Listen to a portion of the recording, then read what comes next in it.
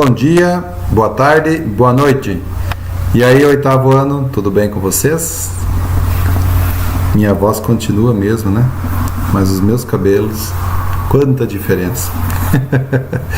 Brincadeiras à parte, tá, pessoal?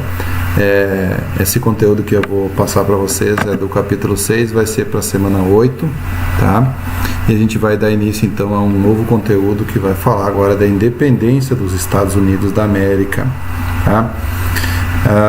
No passado, essas colônias que eram pertencentes à Inglaterra, né, que tiveram dificuldades porque acabaram sendo perseguidos lá na Inglaterra, tiveram que fugir, eram os puritanos, né, acabaram se estabelecendo numa nova quantia de terra aí, e acabaram tendo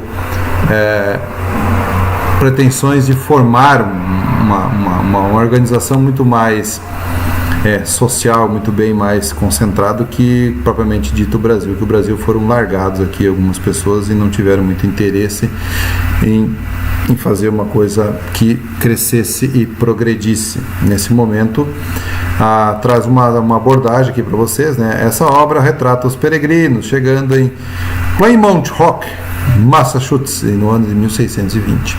Tá? Os primeiros moradores oficiais, não oficiais, mas que formaram cidades, foram os peregrinos, num navio chamado Mayflower, né? Então, assim, esse navio, essas pessoas foram perseguidas na Inglaterra e eles tiveram uma única opção: fugir para a América, e fundaram as 13 colônias.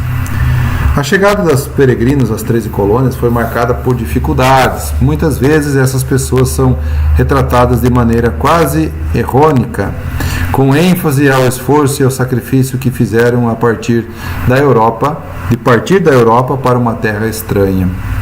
Observe essa reprodução de uma obra de Peter e, com o auxílio de um colega, responda a questão.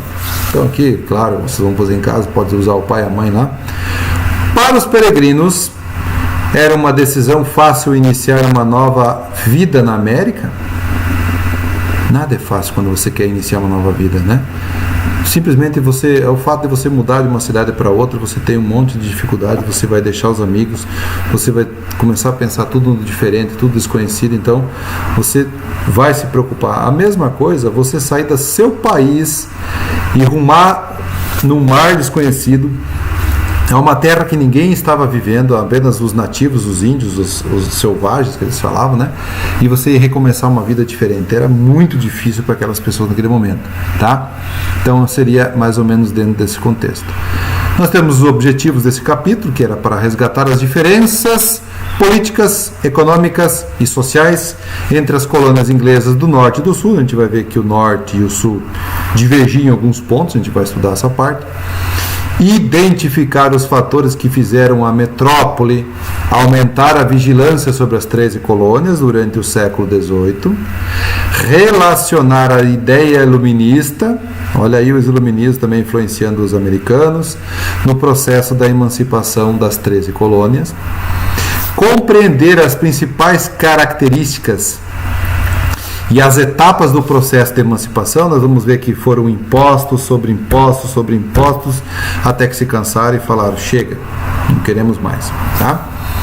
Destacar a importância da declaração da independência e os resultados obtidos por esses colonos com o fim da Guerra da Independência, tá? Nós vamos ver que essa declaração de independência, ela vai influenciar em nossa independência do Brasil, tá? Os americanos em 1774, 1776 já estavam se tornando independentes, enquanto que o Brasil só em 1822. Mas foi um período bem curto entre esses dois, 50 e poucos anos, né? Faz com que nós tenhamos exemplos para seguir. Para iniciarmos os estudos sobre a emancipação das 13 colônias, é necessário relembrarmos uma partezinha antiga da Inglaterra, ou das colônias inglesas. E aí nós temos a seguinte informação: nós temos um mapa que mostra as 13 colônias, as cores são para dividir do norte e as colônias do norte, as colônias do sul em roxo, né? E aí nós vamos ter uma divergência nesse processo todo, porque uns queriam manter a escravidão e esses aqui queriam separar, libertar as pessoas da escravidão. Então tem todo esse processo que a gente vai acabar estudando.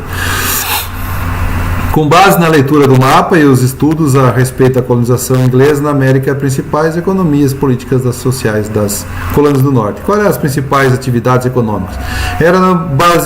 Basicamente eram de manufatura, de pequenas fábricas, de subsistência, não tinham grandes cultivos de cereais, nem de grandes plantações, porque eles estavam na parte mais fria dos Estados Unidos, né? Onde é mais difícil você produzir alguns certos tipos de alimento. As colônias do sul. E aqui detalhe, tá? Pequenos agricultores, pequenas propriedades, coisas de minifúndios. Aqui é latifúndios gigantescos, extensas áreas de terra e um pequeno número de pessoas vivendo. Tinha uma grande produção de algodão, primeiramente era o tabaco, né? O fumo, que era uma herança dos índios. Depois passaram a produzir o algodão, o ouro branco daquela região.